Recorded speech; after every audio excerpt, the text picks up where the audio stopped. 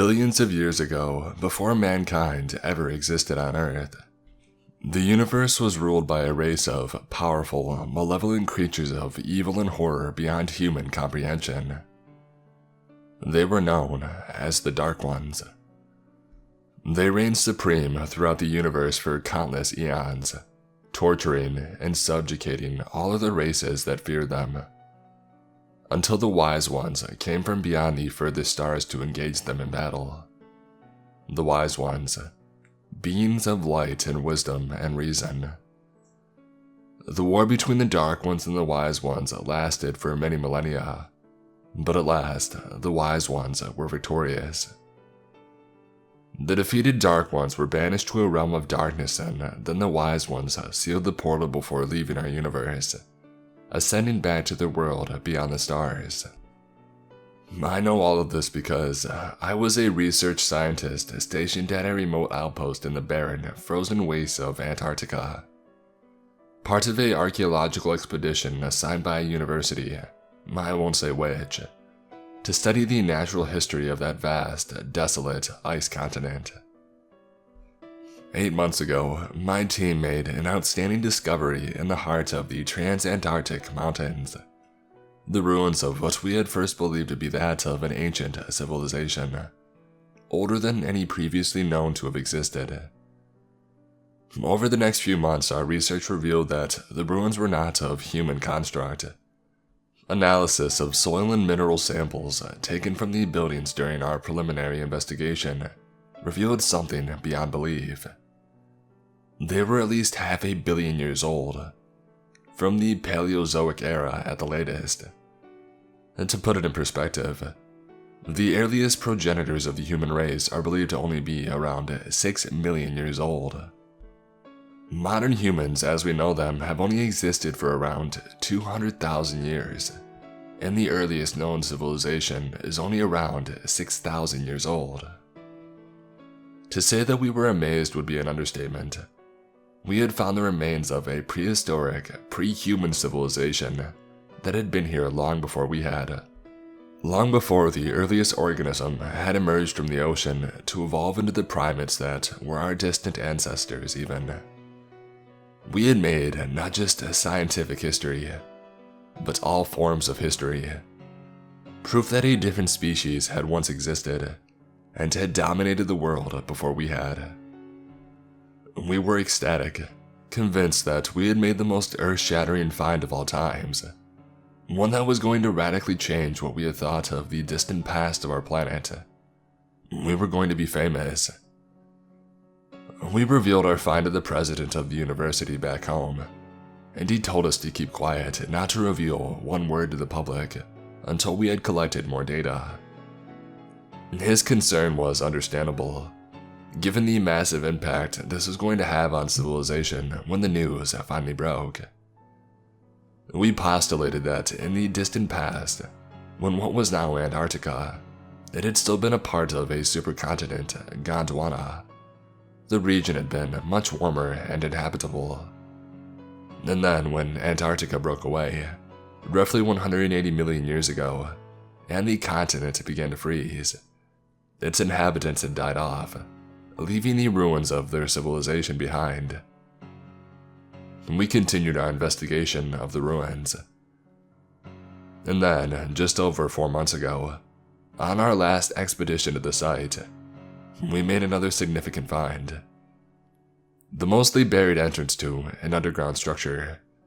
We cleared away the debris and 6 of us entered.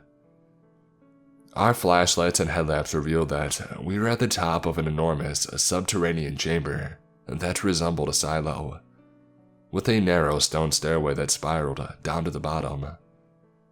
Even more incredible, the walls were covered with inscriptions.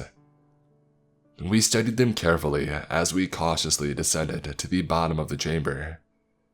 The inscriptions were a strange cross between ancient pictographs and Egyptian hieroglyphics. Bizarre symbols none of us could comprehend the meaning of, interspersed with drawings. Drawings that we found somewhat disturbing. Strange-looking creatures, some that resembled a cross between octopuses and dinosaurs. They were enormous, with scaly bodies and claws, but also tentacles. Some that looked like a cross between spiders and scorpions, with many multi-jointed limbs and huge stingers protruding above their rears. Some that didn't look like anything I could even compare them to. They were beyond description, and they all had red eyes and huge mouths lined with giant fangs, multiple mouths all over their bodies. Rankin, the linguistics and cryptology expert of the team, immediately set about documenting the inscriptions, recording them with the camera that he had brought along. Meanwhile, we continued our descent. The structure was much taller than we had first guessed. The stairs just kept going down into the darkness. And then we became aware of something. Illumination. A barely perceptible sense of light, coming from down below. The further down that we went, the brighter it got. Soon, we no longer needed our flashlights. When we finally reached the bottom, I estimated we were about 400 feet below the surface. We just stopped and stood there staring around, transfixed in awe. We were speechless. The bottom of the circular chamber was about 50 yards in diameter.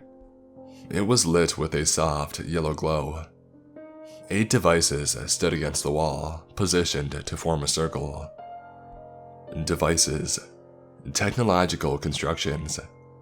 They were rectangular and standing upright, resembling refrigerators, about 8 feet tall, 3 feet wide. They were made out of highly polished silver metal.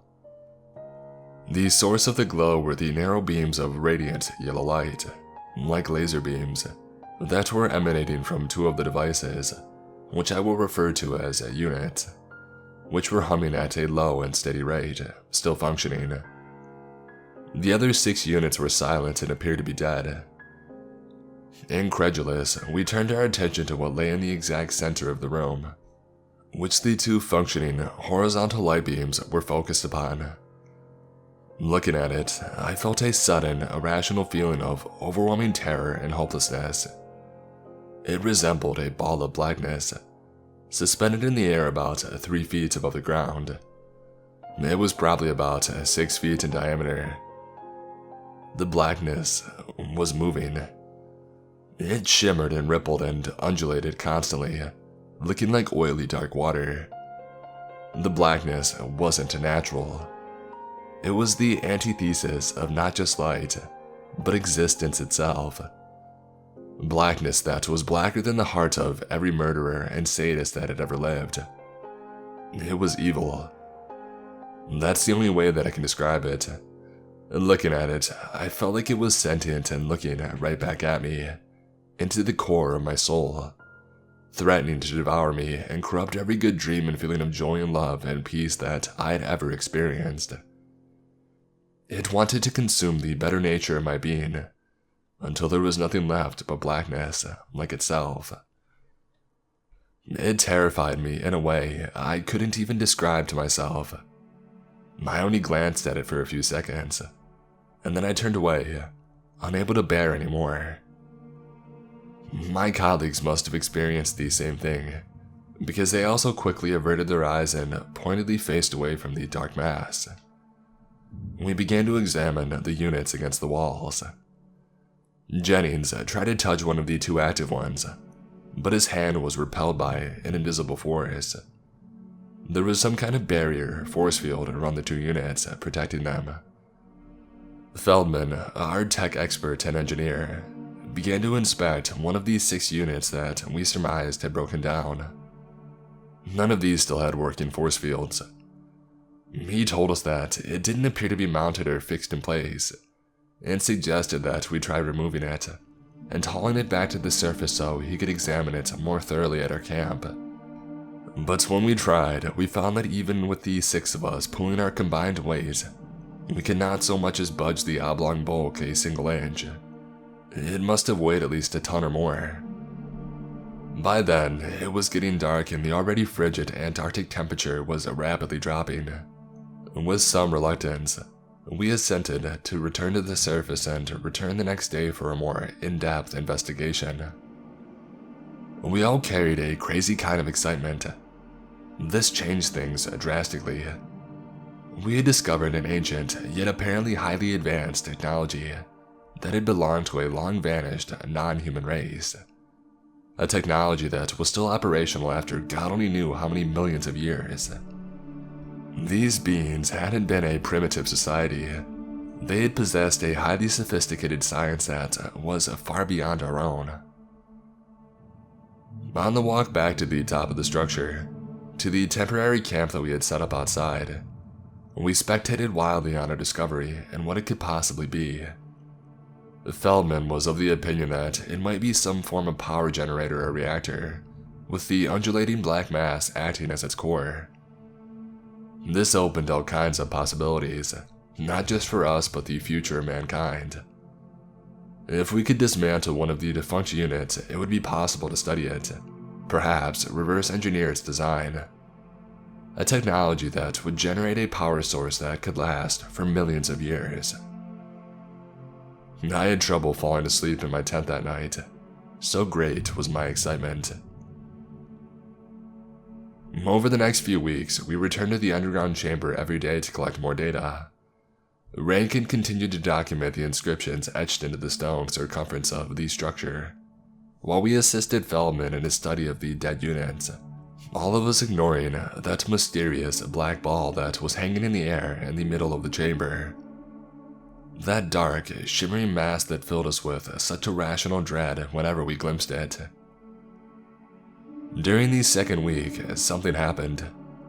We noticed that one of the two working light beams, for lack of a better term, had grown substantially weaker and slimmer than its counterpart, while the other beam had maintained its solidness and diameter, which was measured to be exactly 38 millimeters, about that of a silver dollar. This one was now only about 24 millimeters, about the diameter of a quarter, and no longer shone with the same strong, luminous quality that we had observed when we first entered the space.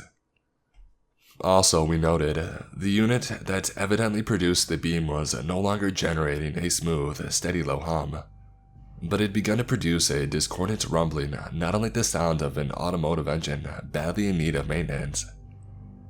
It was unmistakably the sound of machinery beginning to fail.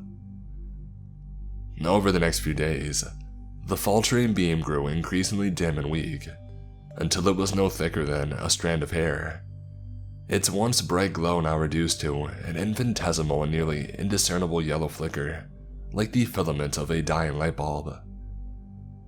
One night, about 5 days after we had learned the light beam was failing, we were all awoken by the most unusual phenomena. The ground was shaking beneath us with a low, threatening rumble. It was an earthquake, a not unheard of but still remarkably rare occurrence in Antarctica, rare enough to garner our surprise and concern. We grouped up outside of our tents in the sub-zero darkness, each of us looking to the other in wide-eyed alarm.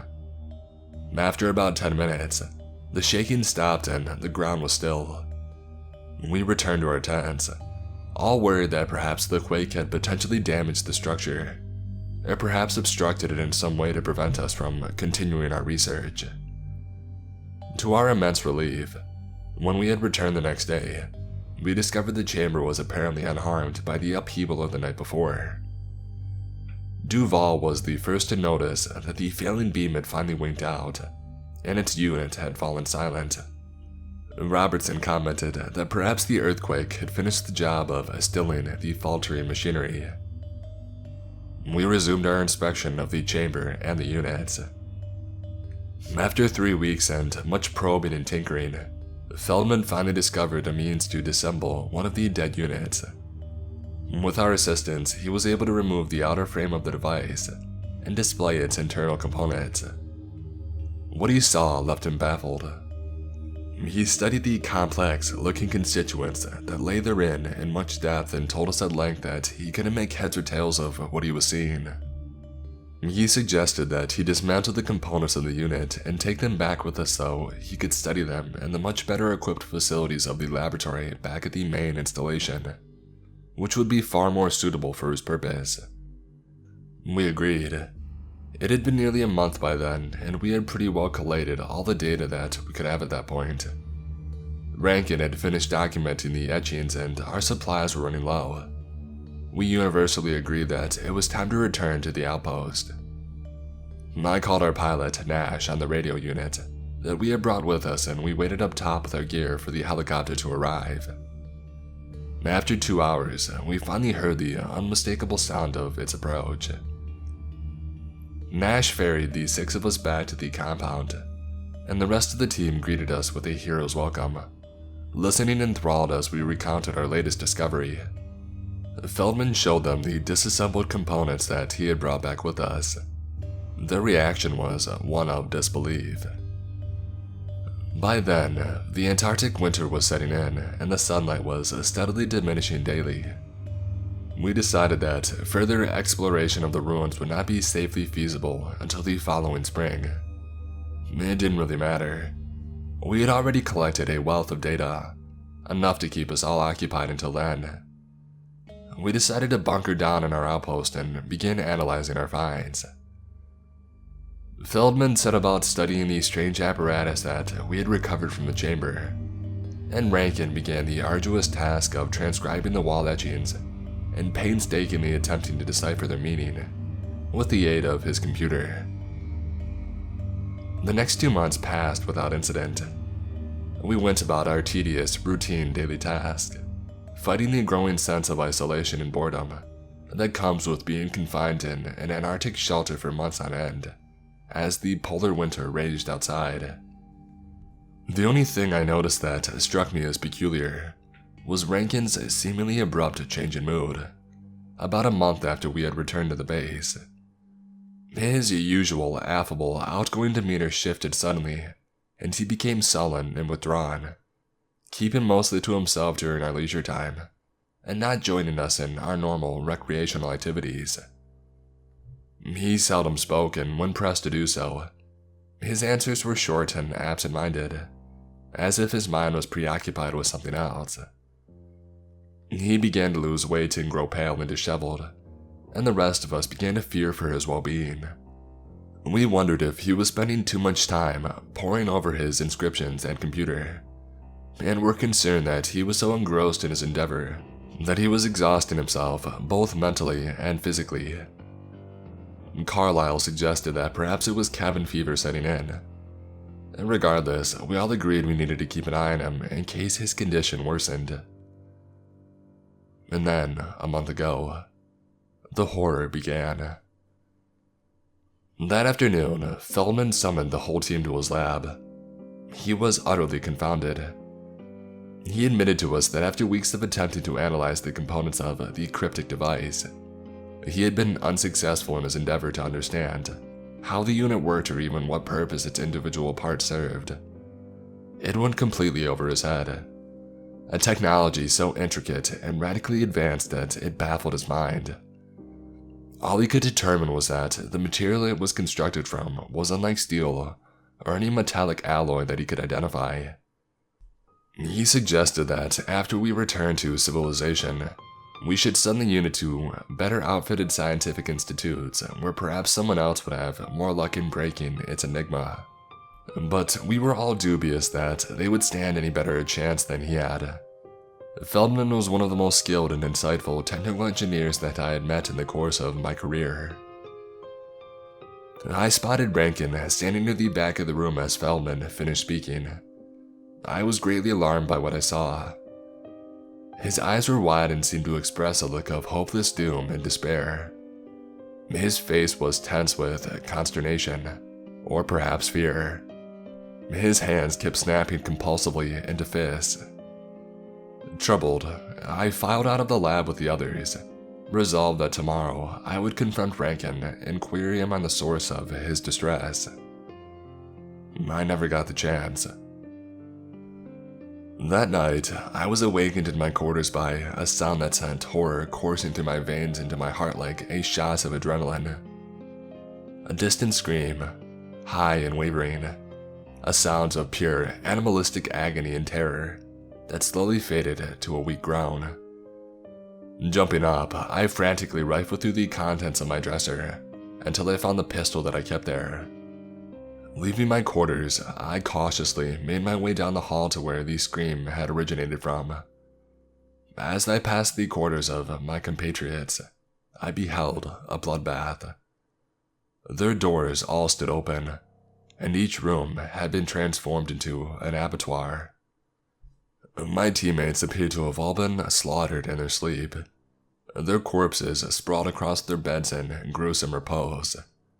Slater, Jennings, Whitman, Duval, Feldman, and all the others. I arrived at the end of the hall and stepped into the large recreational room in the center of the installation. There I beheld a grisly sight. Nash, the helicopter pilot, was crawling across the floor, leaving a trail of blood, his intestines dragging behind him. Rankin, his eyes wild, a frenzied look of pure insanity on his face, was following after him with a fire axe. Both it and he splattered with fresh red.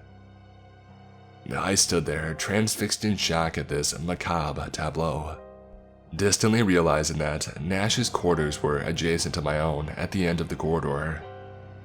The madman Jenkins had been methodically slipping into our rooms one by one as he had made his way down the hall, butchering us as we slumbered, defenseless and unaware of the danger. Something must have alerted Nash and he had tried to escape. If not for his scream to warn me of the threat, I would surely have been next. Nash noticed me standing in the recreation room doorway like a statue and began crawling in my direction, reaching his hand up to me in supplication, a desperate, pleading expression on his pained features. Behind him, the lunatic Rankin hoisted the axe high, his teeth bared in a rictus of concentration, and swung down into the prone figure's skull with a sickening crunch. Rankin looked up, seeing me, and began to wrench the axe free from Nash. Snapping out of my stupor, I remembered the pistol in my hand and I raised it quickly, firing instinctively.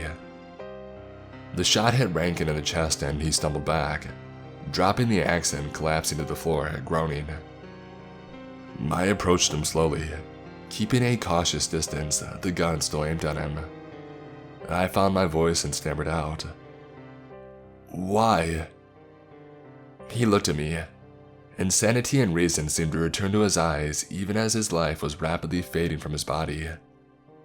He was shot through the heart and dying quickly. His voice was weak but calm. "I was doing them a favor. It's better this way. Better for all of us. All of humanity to die. Before they come back." I stared at him dumbly. They? I translated the inscriptions almost 2 months ago. I know what they mean. It's more awful than you can even imagine. He looked at me with a beseeching expression. "Please, Travis, read my notebooks and you'll understand. And then you'll wish that you would let me kill you." He groaned and his head fell back. He was gone. Stunned and shocked by what had just transpired, I let the pistol fall from my grip and I staggered out of the room, distantly realizing that I was all alone in the station, the rest of my team all gone. The only sound was the gale force Antarctic winds howling around the compound outside. I started for the emergency radio, intending to contact the authorities at McMurdo Station and notify them of the situation, to request for help. But I stopped before I reached it, hesitating. I changed my course and I headed back down the hallway to the sleeping quarters. I went to Rankin's room and entered. It was in shambles. The bedsheets were in disarray and stank. It didn't smell as if Rankin had changed them or paid attention to his personal hygiene in weeks. Trash littered the floor and the walls were covered with nightmarish drawings done by Rankin's old hand. Hideous, bestial abominations that bore a distinct resemblance to those that I had seen etched on the wall of the underground chamber. I saw 3 composition notebooks atop Rankin's cluttered desk. I sat in his chair, openly topmost one, and began to read his handwriting. I read for over 3 hours. And then I slumped back, putting my face in my hands and fighting to contain a wail of soul-rending terror and anguish that threatened to rise up from deep within my throat. Rankin was right. I did understand. I understood everything. And it was much more worse than anything I could have conjured in my worst nightmares. I read of the Dark Ones and the Wise Ones, their war, the Dark Ones' eventual defeat and subsequent exile to the realm of darkness, the portal the Wise Ones had sealed before leaving our universe for their world beyond the stars, the portal that had been sealed with 8 force barriers, the portal that my team and I had stumbled upon here on our own planet. The etchings had been left as a warning to anyone who should find the chamber, which had been a sort of prison. The dark shimmering mass of blackness was akin to a cell, and the 8 energy beams had acted like bars sealing that cell. The Wise Ones had been beings of incredible wisdom and science, but they hadn't been gods or immortals. They had merely been a highly advanced race eons more evolved than ours. And the force beams that sealed the portal, that unholy, godless black mess in the center of the chamber, were not magic. They had unbelievable longevity, enough to sustain them for untold millions if not billions of years. But they still had been mere mortal technology. Alien technology that was eons more developed than our own. A technology so advanced that even our best scientific minds had no way to replicate or repair it, let alone understand it.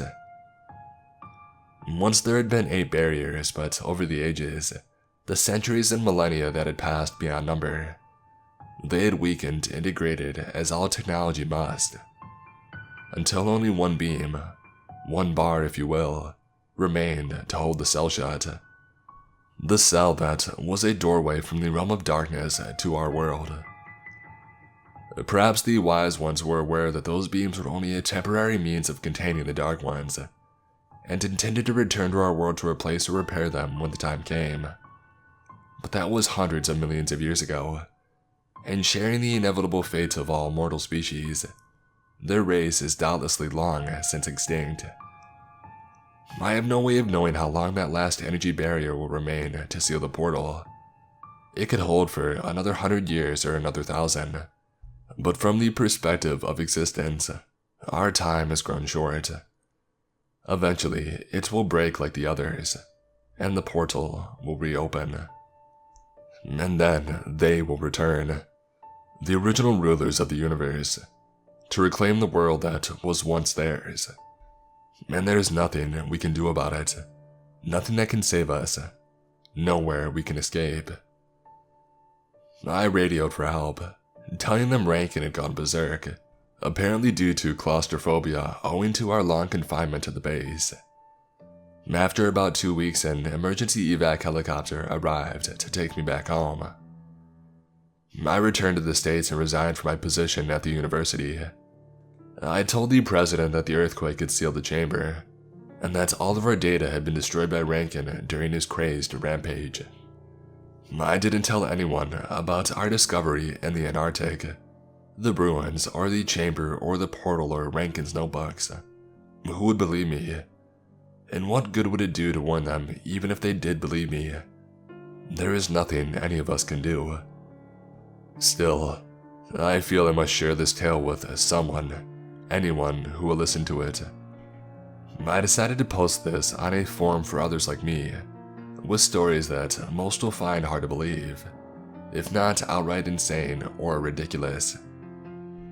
I write this not as a warning, but merely as a plea to embrace however much time we have left, to make the most of life while we can. I watched the news religiously, fearing that any day I would hear of an earthquake in the Antarctic Circle. An earthquake that will signify that that last light beam had gone out. Time is running out. They are coming back.